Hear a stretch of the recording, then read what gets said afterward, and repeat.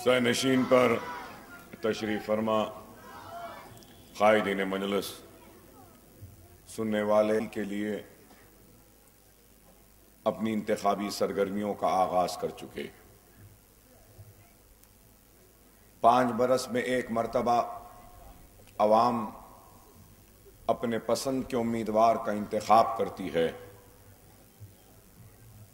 इसलिए कि वो उनकी नुमाइंदगी करे, उनके मसाइल को हल करे, ऐवानों में उनकी आवाज़ बनकर इख्तिदार के सामने मसाइल को रखते हुए उनको हल करवाए और मजलिस इत्तेहादुल मुस्लिमीन ने 5वीं मरतबा मुझे हल्क़े असेंबली चंद्रायन गुट्टे का उम्मीदवार बनाया है। 4 मरतबा मुसलसल आपकी दुआएं थीं, आपका एतमाद था, आपका भरोसा था, आपका इत्तेहाद था कि कामयाब होता रहा। पहले इंतखाबात में जो अक्सरियत से कामयाबी मिली, दूसरे में, तीसरे में और चौथे में और ज्यादा अक्सरियत से कामयाबी मिली। अक्सरियत से कामयाबी का मिलना और अक्सरियत का इजाफा होना इस बात की दलील है कि अवाम मुतमईन है, अवाम खुश है और अवाम का एतमाद बढ़ता ही जा रहा है। और यह भी याद दिलाऊं कि मजलिस इत्तेहादुल मुस्लिमीन की तारीख है और मजलिस इत्तेहादुल मुस्लिमीन की जब तारीख मौर्रिख लिखेगा तो कई बातों का जिक्र व तस्करा करेगा, तो मौर्रिख इस मुकाम का नाम भी लिखेगा तारीख मजलिस में। और वजह ये कि ये वो मुकाम है जहां पर से मजलिस इत्तेहादुल मुस्लिमीन की क़यादत पर बहतान तराशी का सिलसिले का आगाज किया गया था। मजलिस इत्तेहादुल मुस्लिमीन और शहर हैदराबाद के इत्तेहाद की फिजाओं में इंतशार को पैदा करने की जो साजिश रचाई गई थी और जो कोशिश की गई थी, तो मुखालिफीन मजलिस या गद्दारान कौम या गद्दारान मिल्लत में कहूंगा, एहसान फरामोशों ने जो एक इंतशार को पैदा करने का जो मंसूबा बनाया था, तो सबसे पहले उस मंसूबे को रूबे अमल लाने के लिए या उस मंसूबे का आगाज करने के लिए या मिल्लत में इंतशार को पैदा करने के लिए इस मुकाम पर एक तमाशा किया था। इस मुकाम पर मिल्लत का मजाक उड़ाया था और मजलिस इत्तेहादुल मुस्लिमीन की क़यादत पर इल्जाम लगाया। यहां के बुजुर्ग जानते हैं कि मैं कौन सी बात कह रहा हूं, कब की बात कह रहा हूं, और तफसील में जाना नहीं चाहता। लेकिन उसके बाद जो सिलसिले का आगाज हुआ, घर घर बढ़ गए, दोस्त दोस्त से जुदा हो गया, बाप बेटे के खिलाफ हो गया, घर बढ़ गए। एक कहता था सौदा हुआ, दूसरा कहता था सौदा नहीं हुआ। एक कहता था कि बाबरी मस्जिद को पैसा लेकर गिराया, तो दूसरा कहता कि नहीं किया। बाप कहता कि बेटे तू नहीं जानता, हम जानते हैं इनको, ये कभी सौदा नहीं कर सकते। लेकिन बेटा कहता नहीं बाबा, आप नहीं जानते, आप ज़ईफ हो गए हैं, आपकी उम्र हो गई है, हम नौजवान हैं, हम जानते हैं। ऐसी हालात को जब पैदा किया गया, तो ऐसे उन हालात में मजलिस इत्तेहाद अल मुस्लिमीन ने 99 में मुझ पर भरोसा किया, एतमाद किया और मुझको उम्मीदवार बनाकर भेजा। तो जब मैं उम्मीदवार बनकर आया तो मैंने एक ही बात कही थी सबसे पहली।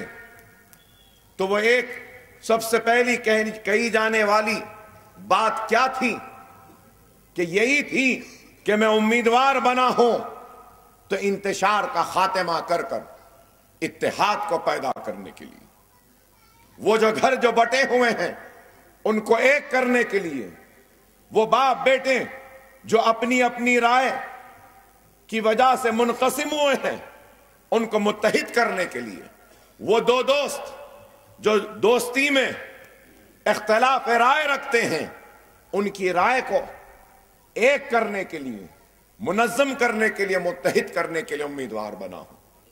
तो उसके साथ साथ इत्तेहाद के लिए मैंने कई बातें की, कई ऐलानात किए, कई दरखास्तें की और यह भी कहा कि अगर इत्तेहाद के लिए तैयार है तो आ जाओ, मैं अपने खांधे पर तुमको ले जाऊंगा और उम्मीदवारी से दस्तबरदार हो जाऊंगा। ये तक मैंने कहा। बुजुर्गों को याद होगा 99 के मेरे वो तकारीर। और फिर उसके बाद मैंने कहा कि उम्मीदवार बन रहा हूं तो उम्मीदवार इसलिए बन रहा हूं कि मैं देखता हूं कि जिस महल्ले में जाता हूं बड़ा अफसोस होता है जब देखता हूं कि हमारे दौरों पर मासूम बच्चे सिर्फ जिंदाबाद के नारे लगाते हैं। तो जब गलियों में जाता हूं तो देखता हूं कि मासूम बच्चे हैं कि क्या कर रहे हैं, घर के बाहर गलियों में मिट्टी में खेल रहे हैं, गोलियां खेल रहे हैं, तो गोटियां खेल रहे हैं, कोई तालीम के लिए कोई स्कूल को नहीं जाता।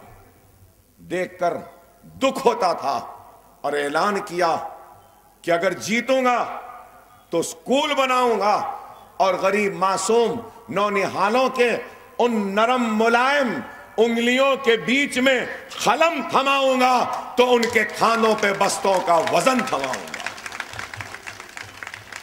और फिर यह भी कहा कि अपने इलाके में गरीब और यतीम बच्चियों की शादी का एहतमाम अपने जेब से करूंगा और कोशिश करूंगा कि गुर्बत का खात्मा कर सकूं, जहालत का खात्मा कर सकूं।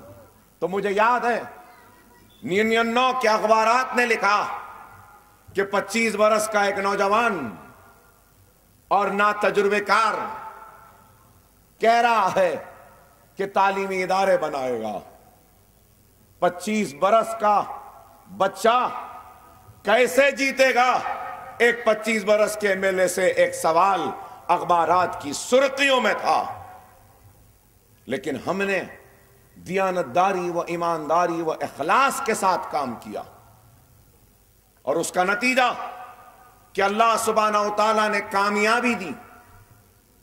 और उस वक्त 99 में जब इंतखाबात थे तो करीब 20 या 25 दिन तक उम्मीदवारों की खिदमत का फैसला 20 दिन के बाद हुआ। काउंटिंग 20 दिन से जायद के बाद थी। पोलिंग हुई। पोलिंग होने के बाद सबसे पहले मैं उम्रे के लिए रवाना हुआ। जिंदगी में पहली मर्तबा उम्रे को गया था।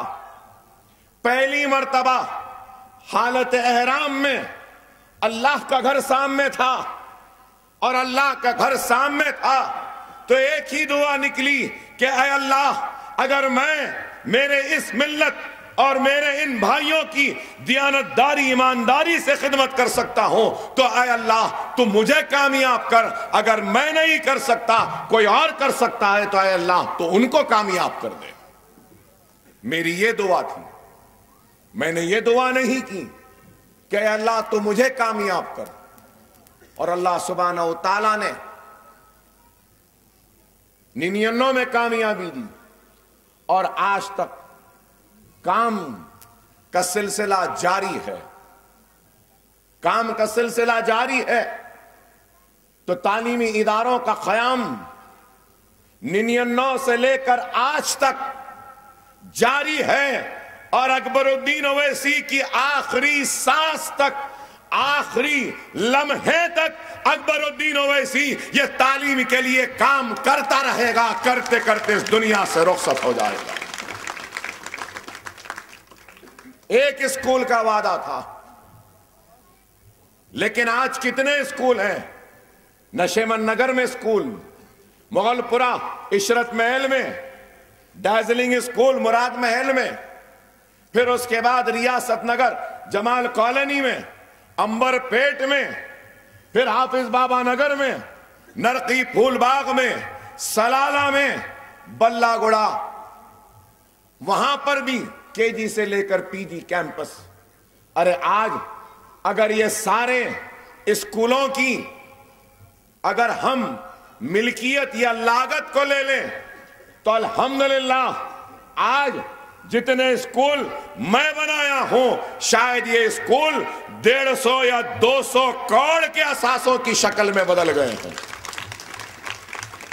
अरे आप बताओ कि कौन है हिंदुस्तान में, कौन सा ऐसा लीडर है, कौन सा ऐसा एमपी है, कौन सा ऐसा एमएलए है, कौन सा ऐसा मिनिस्टर है जिसने अपने जेब से अपनी आवाम के तालीम के लिए इंतजाम किया है? अरे आज इल्जाम लगाने वालों, इल्जाम लगाओ, लेकिन काम करो। काम करके, काम के जरिए तुम तनकीद करो तो बराबर तनकीद कबूल है। लेकिन मुखालिफिन काम तो कुछ नहीं करते, मगर इल्जामात की बड़ी फेरिस्त रहती है। अब पढ़ाने का इंतजाम हुआ तो बोलते हैं कि ठीक है, एक घर से एक को पढ़ा रही, दूसरे का क्या, तीसरे का क्या। अरे हम पढ़ा रहे हैं, एक घर से ऐलान तो है एक का, लेकिन अगर एक घर से अगर 10 यतीम है तो वह 10 यतीम पढ़ता है हमारे स्कूल में। अगर एक घर से अगर मुतलका औरत है जिसका शौहर छोड़ दिया है, अगर 10 है उसके बच्चे तो वो 10 भी पढ़ते हैं हमारे स्कूल में। अगर कोई माँ या बाप अगर माजूर है, हादसे में माजूर हो गई, एक नहीं 10 है उसके बच्चे, तो सारे के सारे 10 बच्चों को भी हम तालीम देते हैं। उसके बाद हर घर से एक आ जाते हैं तो एक से ज्यादा है, ठीक है, एक घर से एक को हम पढ़ा रहे हैं, दूसरे को तुम पढ़ाओ। किसने रोका? पढ़ाओ ना, किसने रोका? लेकिन नहीं करते, सिर्फ इल्जाम। नहीं, ऐसा नहीं, वैसा करना था, ये नहीं, ये करना था। मेडिकल कॉलेज बनाए तो बोले डॉक्टरी का कॉलेज बना दिए, बुनियादी तालीम नहीं। बुनियादी तालीम हो गई तो अब कुछ निकाल रहे हैं। अरे भाई, जरूर तनकीद करो, तनकीद बराए तामीर होनी चाहिए। तनकीद ऐसी हो जिससे मेरा काम अच्छा हो, तनकीद ऐसी करो कि जिससे मेरा काम और अच्छा हो जाए। लेकिन आज ये लोग ये काम नहीं करते। अरे आज हम हमारे मदरसों में सिर्फ बच्चों को पढ़ा नहीं रहे हैं, खवातीन के ट्रेनिंग का प्रोग्राम, 84,000 खवातीन को हमने वोकेशनल की ट्रेनिंग दी है। करीब 3,500 खवातीन को जो कम उम्री में शादी हुई, तालीम को तर्क कर चुके उनको ओपन स्कूल में 10th का इम्तिहान दिलाए। गुज़िश्ता साल मार्च में गए 100 साल में एक 40 साल की खवातीन ने 10th का एग्जाम हमारे स्कूल से लिखकर पास किया। हम उनको इंटरमीडिएट पढ़ा रहे हैं, ग्रेजुएट बना रहे हैं। वो खवातीन, वो लड़कियां जो तालीम को छोड़ दिए, हम उनके तालीम का इंतजाम कर रहे हैं। हमारे सारे स्कूल में 10th की कोचिंग के क्लासेस, 10th की यहां फूलबाग में भी हुई, Telugu medium, English medium, Urdu medium, private school, government school, कोई भी स्कूल के लोग होने दो, आते हैं फूलबाग में। जनवरी से लेकर coaching classes, mathematics, science, English, हर सब्जेक्ट तेलुगु पढ़ाते हैं। ना सिर्फ पढ़ाते हैं बल्कि मैंने ऐलान किया कि हमारे कोचिंग के क्लासेस में जो भी 8.5 मार्क्स लाएगा हम उसको 20,000 का इनाम देंगे। बोलकर गए 100 साल करीब 1,000 बच्चे पूरे हमारे स्कूल्स में कोचिंग के लिए आए, जिसमें से करीब 36 लड़के और लड़कियां 8.5 से ज्यादा मार्क्स लेकर आए। उससे पहले अरे वो छोड़ो, नशेमन नगर और अंबरपेट के स्कूल्स का रिजल्ट हमारा कितना जबरदस्त आया, कितना शानदार आया कि कई फर्स्ट क्लास, कई डिस्टिंक्शंस, कई 8.5, 9.4 तक मार्क लेकर आए, 9.6 तक लेकर आए। अरे मैं बताना यह चाहता हूं कि मौका दिया जाएगा तो सलाहियत हमारे पास है, मौके नहीं मिलते, इसलिए हम अपने सलाहियत का लोहा नहीं मनवा सक रहे थे। और आज उस सलाहियत को मौका मिल रहा है तो ओवैसी स्कूल ऑफ एक्सीलेंस के जरिए आज ये काम हम कर रहे हैं। आज ये काम कोई और कर रहा है क्या बताइए? आज अगर ये जौक दर जौक नौजवानों के काफिले आके हमसे जुड़ते हैं, हमसे वाबस्ता हो जाते हैं, जानिसारों की तरह हमारे लिए सुबह में दौरों में शामिल रहते हैं। घरों में से खवातीन पर्दों में से हमको दुआएं देती हैं, बुजुर्ग हमारे सर पर हाथ रखते हैं। तो ये क्यों? इस वजह से कि हम काम कर रहे हैं और ये लोग हमारे काम से मुतमईन हैं। लेकिन इल्जाम लगाने वाले इल्जाम लगाते हैं, क्या करे। अरे दारुस्सलाम आज एक तालीम का मरकज बन गया। दारुस्सलाम में engineering college, MBA college, MCA college, hospital management college, architectural college, B pharmacy college, pharma D college, M pharm का कॉलेज, ME का कॉलेज। अरे आज हजारों बच्चे, करीब 15,000 इंजीनियर्स निकले हैं, तो हजारों MBAs निकले हैं, हजारों MCAs निकले हैं। आप गौर करिए कि मजलिस काम कर रही है। उर्दू मीडियम के स्कूल्स के लिए मजलिस ने कैसा काम किया, कितना बड़ा काम किया, क्या किसी ने किया? उर्दू मीडियम सालारे मिल्लत ने उर्दू मीडियम स्कूल्स के लिए एजुकेशन किट और फिर SSC exam fees, SSC toppers को इनाम, ऑल इन वन एक गाइड दी।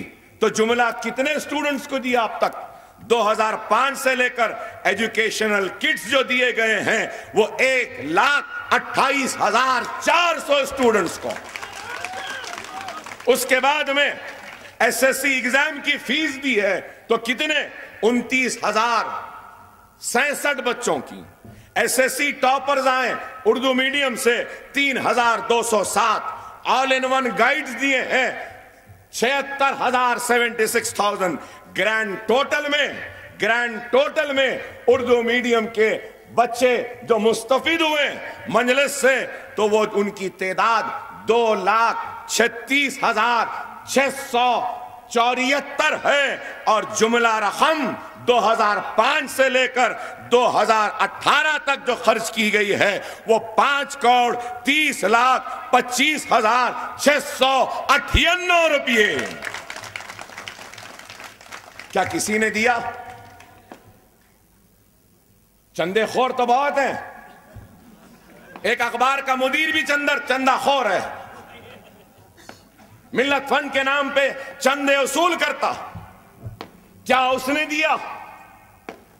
अरे आज मजलिस काम कर रही है, ये ओवैसी हॉस्पिटल आप रोज देखते हैं। 5 साल पहले कैसा था, आज कैसा है बताओ। 2 इमारतें बन रही हैं। सालारे मिल्लत ऑडिटोरियम, वो स्पोर्ट्स कॉम्प्लेक्स बना है, मेडिकल कॉलेज नया बना है, पूरा 7 मंजिला इमारत मुकम्मल हो चुकी है। Heart transplant, liver transplant, kidney transplant, neuro surgery के सुपर स्पेशलिटी के थिएटर्स, 16.5 करोड़ के थिएटर्स ओवैसी हॉस्पिटल में मुकम्मल हो चुके हैं। और मुस्तकबिल में ओवैसी हॉस्पिटल में ओवैसी कैंसर रिसर्च सेंटर आएगा। कैंसर का इलाज का इंतजाम होगा, क्योंकि पुराने शहर में कैंसर का जदीद टेक्नोलॉजी के साथ इलाज का मरकज नहीं है, तो ओवैसी हॉस्पिटल कैंसर के मरीजों के इलाज का एक मरकज बनेगा। कैंसर के इलाज के लिए बहुत पैसा खर्च होता है। सिर्फ एक पेट स्कैन मशीन जो आती है वो 25 करोड़ की है। गामा नाइफ बोलकर आता है, वो भी 8-8.5 करोड़। पूरे अगर कैंसर का अगर इक्विपमेंट ले लेंगे, सामान ले लेंगे, तो उसको रखने के वास्ते जो एक बंकर बनाना पड़ता है, एक बंकर 2.5-3 करोड़ का होता है। उसकी जो थिकनेस होती है, उसकी जो चौड़ाई होनी है दीवारों की, वो दीवारों की चौड़ाई इतनी होनी है कि उसके रेज बाहर नहीं जाना चाहिए। तो वैसे 3 बंकर्स कैंसर का आ रहा है। असरा हॉस्पिटल क्या था, आज क्या है? आज क्या है? 5 बरस पहले 100 बिस्तर का था, आज 1100 बिस्तर का है। मैं दवाखाने से निकला, मेरे हमले के बाद, बीमारी के बाद, यहां पे थैली थी। ये थैली में पूरा खाना कई दिन तक मेरे अंतड़ियां कट गए, तो यहां से काट कर एक थैली रखी थी और सारा फुजला उस थैली में आता था। और वो थैली को निकाल कर एक और ऑपरेशन करना था, दवाखाने को जाना था। कहा कि अब इसको निकालने का वक्त आया, अगर नहीं निकालेंगे तो सेप्टिक हो जाएगा। तो ग्लोबल हॉस्पिटल में तीसरी मर्तबा मेरे पेट को खोला गया, यहां से लेके यहां तक पूरा पेट खोला गया।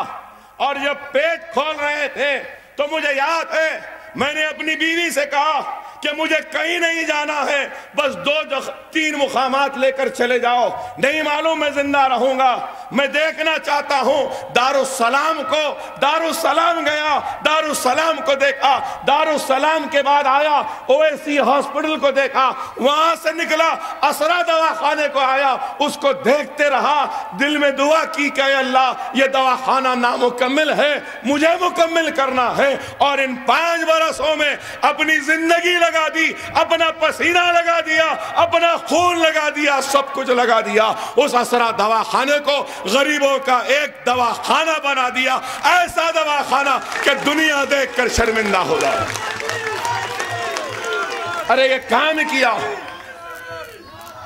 अरे मेरी जिंदगी में कोई हसरत नहीं, कोई ख्वाहिश नहीं। अगर कुछ ख्वाहिश है तो यही है कि जो होता है, जितना होता है, करो इस गरीब आवाम के लिए जिनके दुआओं के खर्ज में मैं डूबा हुआ हूं। अरे आपका एहसान है, आपका एहसान है कि 99 में आपने भरोसा किया, तो फिर जब हमला हुआ, मौत और जीस की कशमकश में था, मौत की चौखट पे था, मेरे मासूम बच्चे बिलबिला रहे थे, मेरी मां अपने कोख के उजड़ने की गम में निडाल थी, तो मेरी बीवी बेवा होने के डर से बेहोश पे बेहोश होकर गिर रही थी। तो वैसे उस दौर में आप ही की वो दुआएं थीं जो मुझे मौत के दरवाजे से खींच कर लाई, और आज मैं जिंदा आपके सामने खड़ा हूं। तो मैं, मेरी औलाद अगर अपने चमड़ियों का अगर जूती बनाकर आपके पैरों में अपने हाथों से अगर पहना दे, तब भी मैं आपके दुआओं का एहसान का बदला अदा नहीं कर सकता, नहीं कर सकता, नहीं कर सकता। ये एक एहसान है जो आपने किया। अकबरुद्दीन ओवैसी जब तक सांस लेगा इस एहसान को कभी नहीं भूलेगा। अकबरुद्दीन ओवैसी एहसान फरामोश नहीं है। अगर मेरे लिए कोई एक कंकर भी उठा ले तो अल्लाह और उसके रसूल की कसम अकबरुद्दीन ओवैसी उस एहसान को भी कभी नहीं भूलता। ये तो बहुत बड़ा एहसान है आपने जो किया। अरे हमने काम किया, काम के जरिए आवाम के सामने आए, लेकिन मुखालिफीन अपनी जबान पर काबू नहीं रखते, जो चाहे बोलते हैं। अरे 20 बरस का एमएलए हूं, 10 बरस पहले से काम करता हूं। यहां बैठे हैं साबिर साहब, यहां बैठे हैं गौस भाई, यहां बैठे हैं सलीम बेग, यहां बैठे हैं कवि अंसारी। ये लोग मेरे उस वक्त के साथी हैं जब हमारे पास कुछ भी नहीं था, कुछ भी नहीं था। एक नौजवान था और गिनती के लोग हमारे साथ रहते थे। उस दिन से लेकर आज तक बाजारों चौराहों को सजाया गया, गाली गुफ्तार की गई, मुझ पर, मेरी औलाद पर, मेरी बीवी पर, मेरे बाप को तक नहीं बख्शा। मगर फिर भी हमारा दिल देखो कि हमने हर एक को गले लगाया। कभी ये नहीं पूछा कि क्या तूने भी मुझको गाली दी थी, कभी नहीं पूछा और कभी नहीं पूछूंगा। इसलिए क्योंकि अल्लाह ने मुझे बताया कि जितना चाहे गाली देने वालों ने गाली दी, बुरा भला कहा, मेरी बेइज्जती की, शराबी कहा, जानी कहा, क्या क्या नहीं कहा मुझे। मेरे बच्चे को, मेरी बीवी जो कलमा पढ़ के आई, उसको तक इन्होंने नहीं बख्शा, मेरे बच्चे को तक नाम दिए। लेकिन उसके बावजूद वो इतनी बदनामी, इतनी रुसवाई का इंतजाम करे, लेकिन अल्लाह का इंसाफ देखो कि अल्लाह ने जितना उन्होंने बदनाम करने की कोशिश की, उससे 1 लाख गुना अल्लाह ने इज्जत बख्शी, मुकाम दिया, पहचान दी, आवाम में मोहब्बत दी।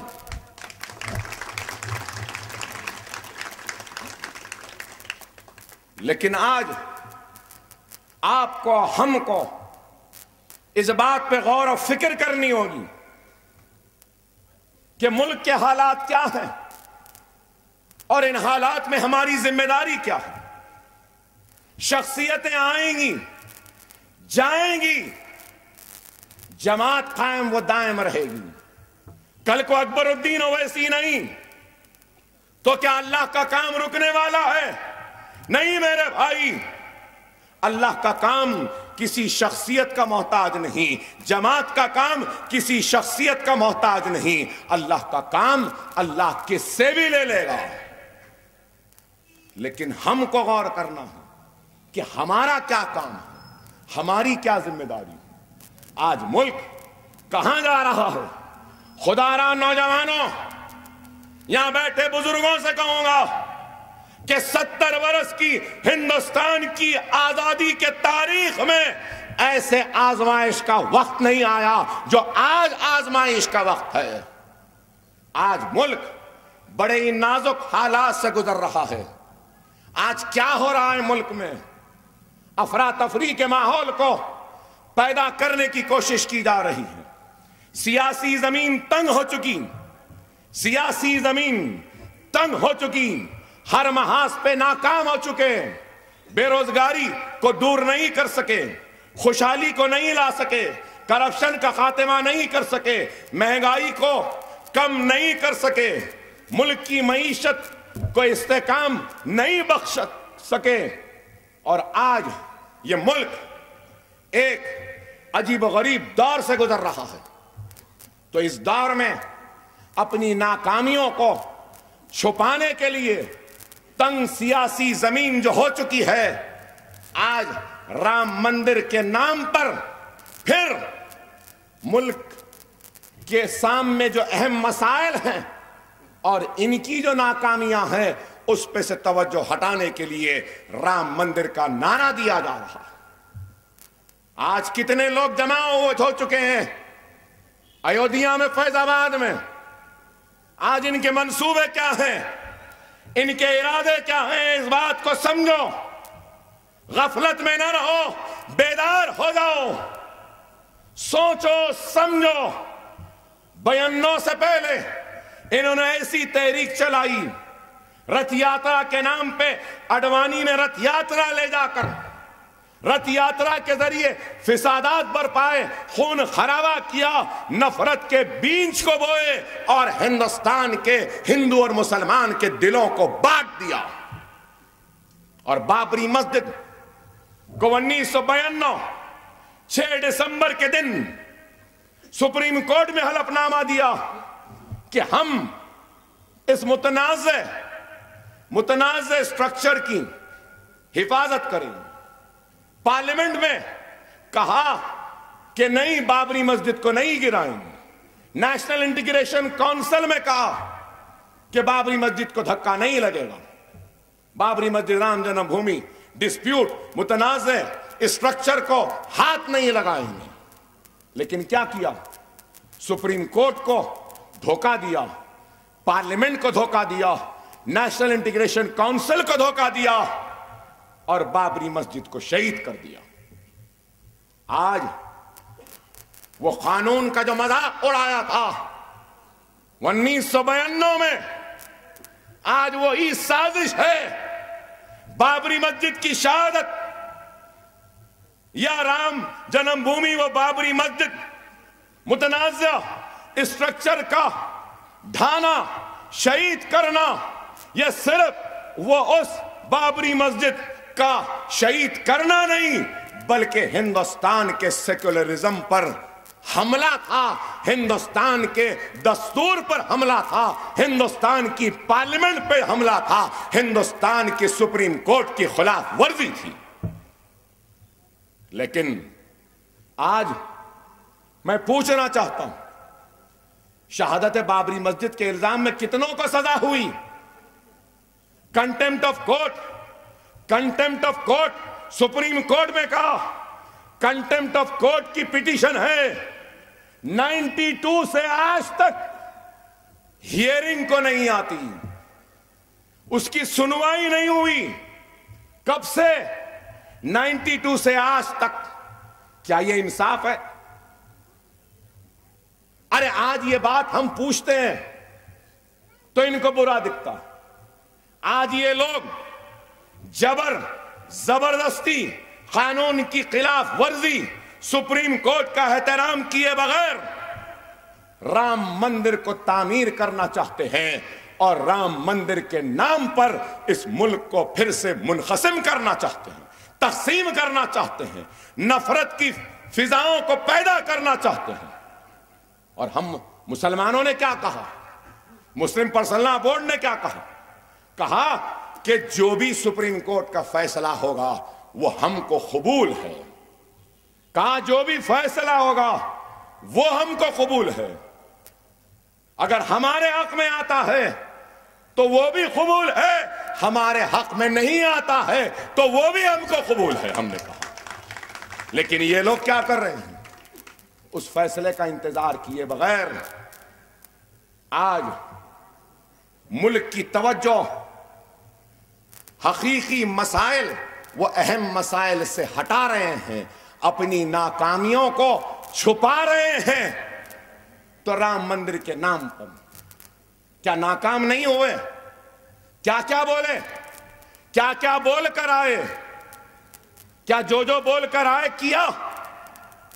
क्या रोजगार दिया? क्या महंगाई कम करी? क्या 15 लाख अकाउंट में डाले?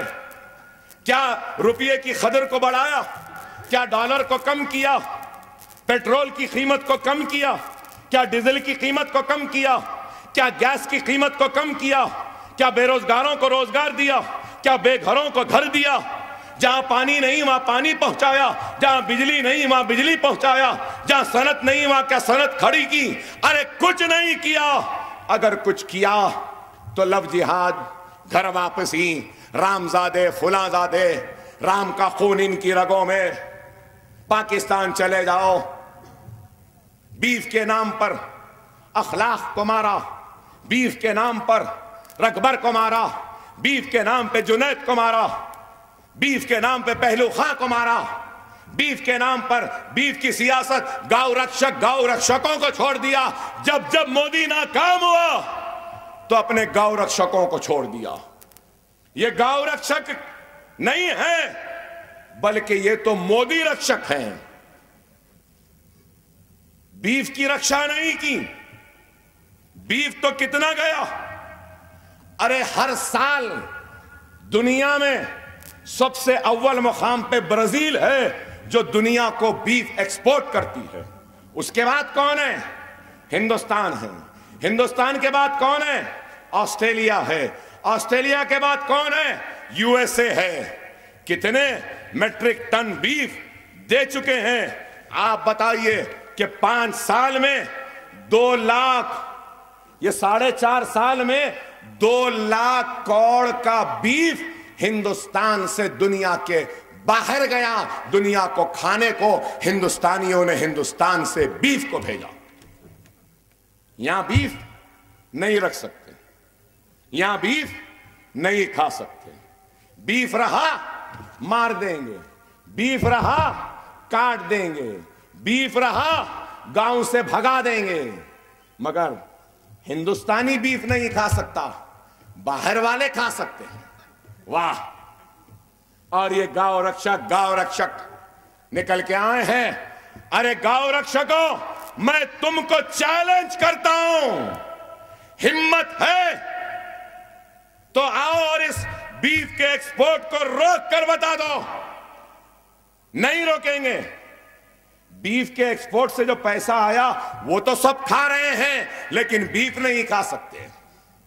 चड्डों में से मोंडे पलट गए बाखड़े पहलवानों। सिर्फ बातें 56 इंच का सीना का, कहां का 56 इंच? एक सर के एवज में 10 सर की बातें का। कितने हिंदुस्तान के बहादुर सिपाही हमारे मुल्क की हिफाजत में शहीद हो गए। क्या इनके लिए कुछ किया? नहीं, कुछ नहीं करते। आप बताइए, 3500 सीज फायर वायलेशंस हुए 4 साल में, 420 से ज्यादा फौजी और 260 शहरी पाकिस्तान की फायरिंग में सरहदी इलाके में हलाक हुए। क्या यह है 56 इंच का सीना? क्या एक सर के बदले 10 सर? यही है? मैं पूछना चाहता हूं। सिर्फ बातें और हम कुछ कहते हैं तो कहते हैं कि अकबरुद्दीन ओवैसी नफरत की सियासत कर रहा है, अकबरुद्दीन ओवैसी मजहब की सियासत कर रहा है। नहीं, हरगिज़ कतई नहीं करता। ना नफरत की सियासत करता हूं, ना मजहब के नाम पे वोट मांगता हूं, ना मांगूंगा। नरेंद्र मोदी के मेक इन इंडिया के प्रोग्राम में मुसलमान नहीं, यही शिकायत है। नरेंद्र मोदी के न्यू इंडिया में मुसलमान नहीं दिख रहा है, यह शिकायत है। सबका साथ सबका विकास, किसका विकास हुआ? किसका हुआ? एक चाय वाले का विकास हुआ सबसे पहला जो हुआ। उसके बाद किसी का विकास हुआ? तो किसका हुआ? अमित शाह का विकास हुआ। सोहराबुद्दीन के कत्ल के मुकदमे में मुलविस जो था उससे बरी हो गया। विकास हुआ तो किसका? नरेंद्र अमीन का। विकास हुआ तो किसका? वो गुजरात के पुलिस ऑफिसर्स का। विकास हुआ तो किसका? वो सारे गौ रक्षकों का। विकास हुआ तो लव जिहादियों का। किसका विकास हुआ? सबका साथ। किसका साथ दिया? क्या अखलाक का साथ दिया? क्या पहलू खान का साथ दिया? क्या रगबर का साथ दिया? अखलाक को मारने वालों में से एक जेल में मर जाता है, उसकी मैयत आती है, ताबूत में जनाजा है तो उसके ऊपर तिरंगा झंडा डाला गया। क्या यह सही है? यशवंत सिन्हा के बेटे जयंत सिन्हा ने गौ रक्षक जो जेल से छूट के आए उनकी गुलपोशी की। क्या यह सबका साथ है? क्या यह सबका विकास है? अरे मैं ये कहना चाहता हूं कि आज मैं अपने हक के लिए लड़ रहा हूं, और जब लड़ रहा हूं अपने हक के लिए तो मुझे फख्र है अपने मुसलमान होने पर। अल्लाह का शुक्र अदा करता हूं कि अल्लाह ने मुझे उम्मत मोहम्मदी बनाकर दुनिया में भेजा, और मुझे नाज है कि मैं हिंदुस्तानी हूं। शिकवा व शिकायत तो यही है कि तुमने जब भी मुझको देखा तो मुसलमान की हैसियत से देखा। काश तुम मुझे हिंदुस्तानी मुसलमान की नजर से देखे होते तो ये नाइंसाफी नहीं करते। अरे ये मुल्क पर जितना नरेंद्र मोदी का हक है उतना ही हक अकबर ओवैसी का भी है। जितना इस मुल्क पर एक माथे पर तिलक लगाने वाले का है उतना ही हक सर पे टोपी पहनने वाले और सर पे पगड़ी बांधने वाले का भी है। यह मुल्क किसी की जागीर नहीं है, यह मुल्क मेरा है। मैं इस घर का, इस मुल्क का किराएदार नहीं हूं, मैं बराबर का शहरी हूं। जिनको जाना था वो चले गए, मुझे नहीं जाना था। मैंने इस सरजमीन को अपना मुल्क बनाया। मैं इस मुल्क का वफादार हूं, मैं इस मुल्क का वफादार हूं। फख्र मुसलमान होने पर मुझे नाज है, हिंदुस्तानी होने पर तो मुझे ही एजाज है कि डिफेंस, डीआरडीओ और ये रिसर्च सेंटर भी मेरे ही हलके में है। हिंदुस्तान के डिफेंस का रिसर्च हो रहा है, वहां के नुमाइंदे का नाम अकबरुद्दीन ओवैसी है। क्या मैं गद्दार हूं? सिर्फ अपने हक के लिए लड़ता हूं, मजहब की सियासत नहीं करूंगा, मजहब के नाम पे वोट नहीं मांगूंगा। मेरा जो विजन है, मेरा जो पुराने शहर का ख्वाब है, मेरा जो चंद्रायन गुट्टे की तरक्की के मंसूबे हैं, मेरे ख्वाब में, मेरे मंसूबों में, मेरे इरादों में मुसलमान भी है, हिंदू भी है, सिख भी है, ईसाई भी है, हर कोई है। लेकिन अफसोस मोदी, तुम्हारे मेक इन इंडिया में मैं नहीं, यही शिकायत है। राहुल, तुम्हारे गांधी खानदान के इख्तिदार के 70 बरस 60 बरस में मैं नहीं था, यही तो शिकवा है, यही तो शिकायत है। नौकरियां कम, रोजगार कम, बुनियादी सहूलतों में पीछे, हर एक चीज में मैं पीछे, फिर भी मैं अपने हक के लिए लड़ रहा हूं। मैं अपने हक के लिए लड़ रहा हूं तो तुमको मेरी आवाज पसंद नहीं आती, तुमको मेरा वजूद पसंद नहीं आता, तुमको मेरी बेबाकी पसंद नहीं आती। अरे आप बताओ मेरे भाई कि 70 बरस से पिछड़े हुए, पीछे सबसे आखिर अगर कोई है तो क्या वो मुसलमान नहीं? और मैं 20 बरस का एमएलए, जिम्मेदार सियासतदान, लीडर, क्या मेरी जिम्मेदारी नहीं है पिछड़े हुए को आगे बढ़ाऊं? क्या मेरी जिम्मेदारी नहीं कमजोर को ताकत दूं? क्या मेरी जिम्मेदारी नहीं जो सबसे आखिर में उसको आगे बढ़ाऊं?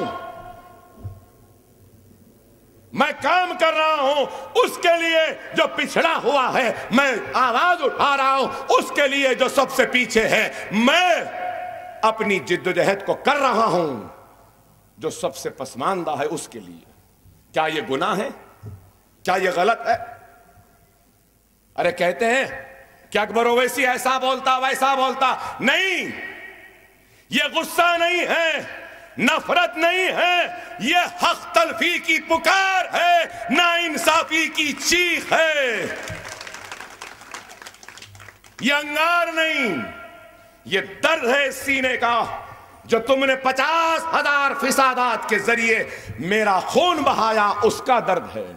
यह दर्द है मेरी उजड़ी हुई कोकों का, यह दर्द है मेरे उजड़े हुए सुहाग का, यह दर्द है नाइंसाफी का जो तुमने 50 बरस से जायद अरसे तक मुसलसल 70 बरस से तुमने मेरे साथ किया।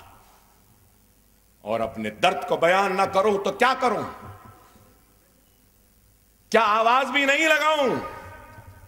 तुम जर्ब पे जर्ब दे रहे हो, मारते जा रहे हो और मैं आह भी ना करूं। तुम कत्ल पे कत्ल करेंगे और उसका चर्चा नहीं होगा। तुम जर्ब पे जर्ब मारेंगे और मैं आह भी ना करूं। यह कैसी बात हुई? इसलिए तो कहता हूं कि वो कत्ल भी करते हैं तो चर्चा नहीं होता। हम आह भी करते हैं तो हो जाते हैं बदनाम। हम आह भी करते हैं तो हो जाते हैं बदनाम। वो कत्ल भी करते हैं तो चर्चा नहीं होता। क्या नहीं बोलूं? अरे मैं बुरा इनको क्यों दिखता हूं मालूम? अमित शाह आज आए, निर्मल में तकरीर की, अकबरुद्दीन ओवैसी का नाम लिया। हाँ, लेना पड़ेगा ही। 5 मिनट है अभी, 15 मिनट का सवाल था ना। इस वास्ते अरे आप बोलो कि आज अगर समझते हैं कि आग है, शोला है, नफरत है, नहीं, ना आग है, ना शोला है, ना नफरत है, यह हक की आवाज है, यह बेबाक आवाज है। अरे 70 बरस से नाइंसाफियों में एक और एक चीज थी।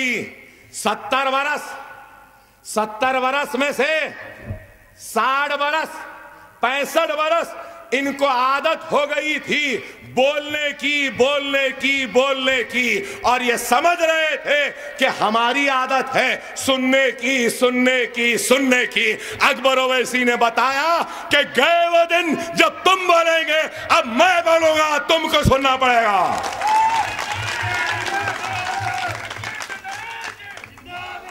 थोड़ा क्या बोला, पूरा हिल गए।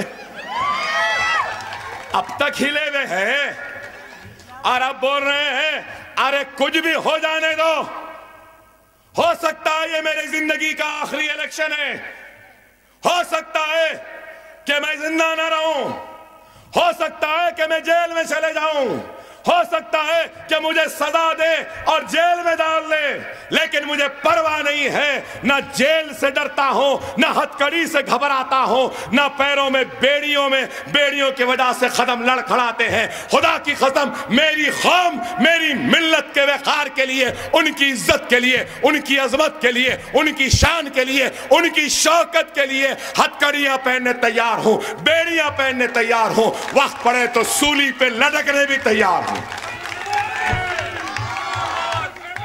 लटक जाऊंगा सूली पर, लेकिन यह गर्दन झुकी भी नहीं रहेगी। यह गर्दन सिर्फ अल्लाह के सामने झुकती है और किसी के सामने नहीं। तुम अगर समझ रहे हैं कि डर जाएंगे, अरे डरने वालों में से हम नहीं हैं। लोग लूट के भाग गए मुल्क को, मालिया भाग गया लंदन को, ललित मोदी भाग गया लंदन को, मेहर चोकसी भाग गया लंदन को, सब भाग रहे लंदन को। अरे चंद्रायन गुट्टे का एक ही मर्द था जो लंदन से वापस आया। क्या नहीं आया? डर में आया? चेहरे पे कोई डर था? कोई खौफ था? ना शिकवा है, ना शिकायत है, ना खौफ था, ना डर था। मुस्कुराते मुस्कुराते आया था। अरे ये मजलिस है, कैसा डर के आऊंगा जब इतने बहादुरों का एमएलए हो ना। अरे ये सरजमीन बहादुरों की जमीन है, जियालों की जमीन है। ये चंद्रायन गुट्टे में बहुत जियाले निकले हैं। क्या मैं अपने आबा व अजदाद को शर्मिंदा करूं? क्या मैं आपके वोट को शर्मिंदा करूं? क्या आपके एतमाद को शर्मिंदा करूं? हरगिज़ व ख़तई नहीं। गोलियों से नहीं डरा, चाकू तलवारों से नहीं डरा, इनकी जेल से क्या डरेगा अकबर ओवैसी। अब तो कोई डर नहीं है, अब तो कोई डर नहीं है। जितने भी डर थे निकल गए। अब सिर्फ डर है तो इस बात का कि जब मरूंगा तो अल्लाह के सामने जाऊंगा और अल्लाह जब पूछेगा कि मैंने तुझे हयात दी, तूने क्या किया, कैसे किया, क्या काम किया। अरे ख्वाहिश तो यही है कि हौज़े कौसर पर मेरे आका की दीदार नसीब हो जाए, और कुछ नहीं है, और कुछ नहीं है। अरे सब कुछ कमा लिया जिंदगी में, अब अगर कमाना है तो आखिरत को कमाना है। कुछ करना है तो यतीमों के लिए, कुछ करना है तो बेवाओं के लिए, कुछ करना है तो इन गरीबों के लिए। हम करेंगे, करते रहे हैं, करते रहेंगे। बस आपसे यही कहूंगा कि खुदारा मुनज़्ज़म रहो, मुत्तहिद रहो। आज तबीयत ठीक नहीं है, बहुत दर्द है पेट में, बहुत दर्द हो रहा है, लेकिन इसलिए थोड़ी देर से शुरू की तकरीर। मैं इंशाअल्लाह वादा है कि कल के जलसे में जो जहांगीराबाद में है, कल का जलसा इंशाअल्लाह इस तकरीर को यहीं जहां आज छोड़ रहा हूं यहीं से जारी करूंगा। चाय वाले को भी अभी बोलना बहुत बाकी है इंशाअल्लाह कल बोलेंगे। बहरहाल 7 तारीख के दिन मजलिस का निशान पतंग है। पतंग खिली हुई है, कन्ने बेहतरीन है, मांजा तेज है, बस झुका के खींचना है और मैदान को साफ करना है। वाखिर दावाना अल्हम्दुलिल्लाह रब्बिल आलमीन।